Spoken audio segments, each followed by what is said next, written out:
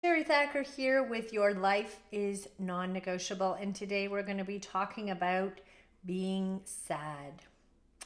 In fact, we're going to be talking about seasonal affective disorder, which is hitting a lot of my clients in studio right now. I have got lots of snot on the shoulders, lots of tears, lots of hugs this time of year because we're really affected by the lack of sunlight, and which is exactly SAD, seasonal affective disorder, which is the lack of sunlight, the reduced light, and how that affects your mood. Again, my name is Sherry Thacker, and I believe that your life is non-negotiable, and I do so by teaching you a program called the 24-Hour Health Kickstart Program. And in that program, we go over all of this kind of stuff. It's a 90-day, 3-month course, and we guide you step by step into creating morning, afternoon, and evening rituals to help you master and biohack your day into this super healthy ultra, taking your health to the next level. So check that out when you have an opportunity. In the meantime, let's discuss today being sad. Well, as I said, this time of year, my clients are suffering right now because even though their problems that they're having are legitimate reasons to be upset, and there's some heavy duty stuff going on, when we're lacking that sunlight in our eyeballs and we're confined to being in the house most of the time, or at the office in 4 walls, lacking that opportunity to get out, take walks, oxygenate the body, your brain starts to play tricks on you in the sense that your hormones are decreased, your happy feel-good hormones are decreased. So it's your responsibility and obligation to your body, to your health, to your mind, to your soul, to do everything in these moments to fix, remedy, and balance out that scenario. So one of the first things that I want to address, because when we lack sunlight, lack vitamin D, our serotonin productions are reduced. So what are some of the ways that we can do to increase the production of serotonin, endorphins, oxytocin, all those amazing hormones that just lighten up and feel our moods? You got to remember that your hormones are simply little light switches that turn on and turn off, and you've got the power to turn them on or turn them off in dealing with depression and anxiety and stress. Unfortunately, most of the time with my clients, their first resort to dealing with problems is to eliminate exercise altogether. I don't have time for that. I can't focus on that. I can't make time for that. I cannot put energy in that direction because I've got to deal with the XYZ problem staring right in front of me in the face. But what you forget about stress is that when your body is feeling intense moments of stress, your cells evacuate all of the sugar, put it in your bloodstream, get it ready for you to fight or flight. And when there's no exercise, when there's no movement, when there's nothing to battle physically, that sugar is then stored into fat, but the damage to your immune system, which gets suppressed, and your appetite, which is suppressed, your sex drive is suppressed. All of these things pull you down in times of stress. Of course, your hormones that make you feel great, your serotonin, endorphins, oxytocin, dopamine, all of these are also depressed, which is going to put you down in the dumps. You have the power to turn those on. So let's explore that. First of all, number one, everybody should have a sunlight lamp in their house, which they can resort to. In January, in my region anyways, we went through a good 22 days without any sunlight whatsoever. It was cloudy and snowy for pretty much all of January. And oh my God, including myself, got affected with this depression because we were lacking that light. So short of going to a tanning bed, which is unfortunately what I did this year, and certainly not what I suggest. Tanning beds are basically cancer in a box. So buy a sun lamp. Get yourself some exposure. Put it right next to your desk while you're working, easy peasy. Get that sunlight exposed, to your skin, to your retinas, to your eyes. That will also help to improve your circadian rhythm. that master clock within your body that helps you stay in sync with the sunlight. So our bodies perform best when we're following suit with the world's circadian rhythm, when our master clocks sync up with the sunlight rotation. And if we're not getting enough sunlight during the winter months, our bodies get confused as to how much time we're spending in the dark versus how much time we're exposed to sunlight. So that's important to remember. Especially in the winter time, when we have this reduced light, take the time at lunchtime to even go for 7 minutes. Walk outside. When there's a sunny day, especially, make it a point to drop everything at lunch. Take some essential oils, which I love to recommend, either mandarin, lemon, lavender, or ylang ylang, and either just put some on the tip of your nose, on your shoulders, on your chin, just so that you're breathing this as you're taking that walk outside, exposing your face to sunlight. I got in the habit every afternoon around 3 o'clock when the sun was beating down on my hot tub outside, because I hate the cold, I hate being outside in the winter months. I would hop into my hot tub for at least 20 minutes. I actually made a point of making sure I scheduled that time, so I wasn't, doing other things with my time, giving a massage or teaching with a client or a class or what have you, so that I had that opportunity to absorb that sunlight, take a little relaxation time midday. My schedule is such that I work early mornings and I work well into 9 o'clock at night. So some of my downtime is during the day instead of during the evening. So I make time to make sure I've got that little pause in the day.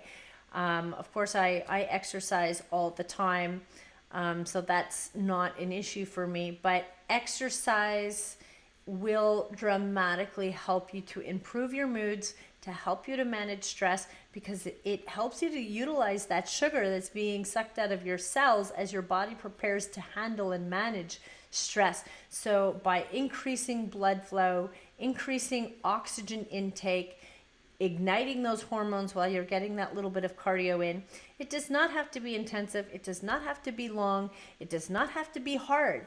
Taking that time, and a lot of companies have these staircases with windows within the staircase. Or get outside, go for that brisk walk, 10, 15 minutes if you can, somewhere in your day. You will be amazed at just stepping away from your desk, stepping outside of the reality zone for a second. Put in a podcast so you can spend that time productively learning something about something that you're passionate about, and then, going back out against your day. So in that 10 to 15 minute time period, you've been able to smell some relaxing essential oils that are going to perk up your spirits. You've been able to oxygenate and increase blood flow into your body. You've been able to ignite some of those amazing hormones that make us feel very happy. You've been able to expose yourself to light, increasing vitamin D, strengthening your bones, boosting your immune system, increasing serotonin levels, just basically all around very, very good and healthy for your body midday, during the day, when you're dealing with either stress, when you're dealing at the office, when you're at a stay-at-home mom and you're getting fed up with the kids. Regardless, it should be part of your everyday routine. Now, also other ways, of course, as a massage therapist, I'm going to recommend massage. Two of the biggest benefits to receiving a massage: number one, oxytocin, the hormone in your body that just makes you feel loved. It makes you feel connected with people. This hormone is released in times of touch, even when you're spending time with your dog and you're just petting your dog or your cat or what have you. So oxytocin is an amazing hormone just to get that release from the body. So a massage is good for that. Release of pain is another big one. You're dealing with neck pain, shoulder pain, back pain. This is going to play havoc on your mood as well, because you're uncomfortable. You feel that stiffness in your neck and your shoulders.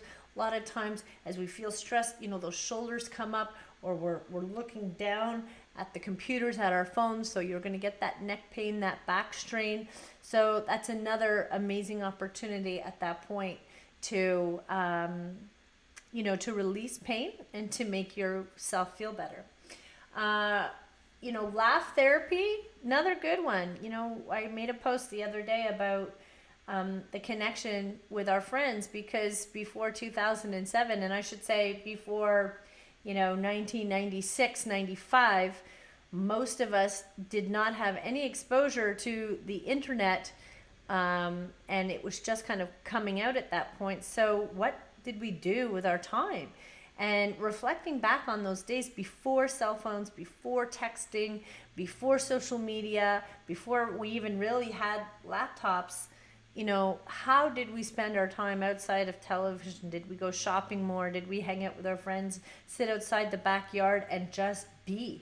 When was the last time you sat outside the backyard and just laid back and relaxed? So connecting with friends face to face over a cup of coffee, reminiscing, telling stories, sharing what's new, and being able to laugh with your friends, making that social connection, eye contact, giving that hug, holding that hand, showing that smile, laughing about the things that you guys find funny. Big one to help to get you out of those moody blues. Now, the last thing I want to talk to you about is a little common story that I tell my clients frequently. It's a little thing that I came up with a little while ago, because let's talk about when you're really dealing with problems, when you're really in the muck, when you can't get yourself out of that zone where you're just depressed. The whole world is coming down. There's so much that is going on that feels very overwhelming. You've taken a few steps backwards from where you were. You were on track with something. You were feeling great. Things were on their way, and a few months go by, and all of a sudden you realize, well, everything's, I've gone backwards in my progress. So lately, as I mentioned, I must have given a good 10 hugs to my clients in the past 30 days. Of sobbing tears on my shoulders with problems that they've been experiencing in their life, where the whole world is coming down. And this is the story that I tell them that I thought I would share with you. First of all, sit down with yourself, bed, on the couch, go for a walk, whatever the case may be, and you close your eyes and you picture an elephant. I want you to picture an elephant in its greatest detail. So right now, close your eyes and picture this elephant. And I want you to see the color of its skin to the exact shade of gray that you think it is. I want you to look deep in the skin, and I want you to see those wrinkles, and I want you to see the fly that just landed on that wrinkle. I want you to imagine the little tiny hairs that stick out from the skin itself. Imagine what it smells like. Imagine what this elephant sounds like while he's walking and communicating with the tribe. Imagine his trunk and in great detail. I want you to imagine those hoofs and the clouds of dust that go down and puff up when he stomps. Okay, so close your eyes and envision this elephant in its great detail. Okay, so you have that. See it for every detail that it is. Now, I want you to visualize the monkey. I want you to picture a monkey in your head, and I want you to see the fur, the color of the fur. Is it brown? Is it black? Is it a mixture of the two? I want you to see his face and his eyelashes, and I want you to feel the skin. And again, what does that smell like? What are the sounds? Do you see it in the jungle? What's he doing? Is he eating? What's he eating? So I want you to visualize the movement of this animal and see as much of the detail as you can. Okay? Visualize it. Write down all the details. Now, were you able to concentrate on that monkey at the same time that you were able to concentrate on the elephant, or vice versa? You can't, right? Because you can really, unless the monkey is sitting on the elephant, there's really only one main thought that you can have at one given time. And now I want you to put labels on those two animals. The elephant, representing you being strong and fierce and getting through anything. And the monkey. And the monkey, let's just say, he's not doing so well. He's depressed, he's sad, and alone, been rejected from his little tribe and his clan, and that's the monkey. Now, every morning, I want you to decide, who are you going to be? Are you going to be the elephant that is strong and confident and feeling good? Or are you going to be the monkey? It's a decision. It's a decision, because no matter what is going on in your life, you have the choice to decide how you want to feel about it. No matter what is happening, whether it's a death, a divorce, a loss of job, you're dealing with fear, you're dealing with uncertainty, you're dealing with anxiety. Every single day you have an opportunity to decide how you're going to go about that day. Now, you can go about that day with intent and purpose, with a direction that required thought and planning, or you can be reactive to your day and just constantly react to negative things that are happening to you. All I'm going to suggest is that when you wake up in the morning, wake up with intention of being that monkey or the elephant, and decide. And then take it one step further, and I want you to imagine 3 beaded necklaces, and on the end of these, kind of looks African-like, okay? They're homemade, and at the end of these beaded necklaces is a picture of something that you're most grateful for. And it's not the standard, I'm grateful for my kids or whatever. It's something in particular, either for that day, that week, or something that you're experiencing at that time, and you're really, really grateful for an opportunity, or for something that's come into your life recently, or something that you've avoided. And I want you to take the necklace and I want you to put it around the neck of the elephant. And hang that necklace around that elephant. And if you've got 2 or 3, then hang them all.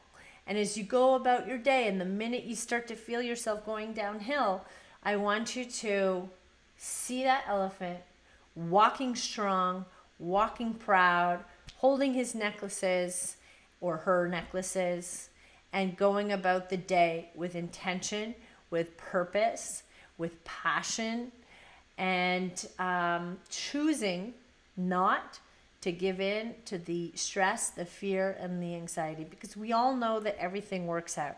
Eventually, everything works out. We know that. Time, it's just a time thing. So that's important. Now, in a final conclusion, just signing out here, do not abandon your exercise in times of stress, okay? You need a contingency plan.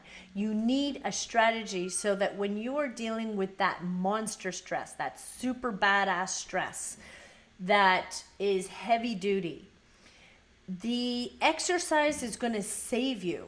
The exercise is going to carry you through that problem. Keeping your immune system boosted by eating properly and getting in that exercise, you got to remember that stress suppresses the immune system, which is more likely when you're going to get sick or even start to develop something really nasty going on in your body.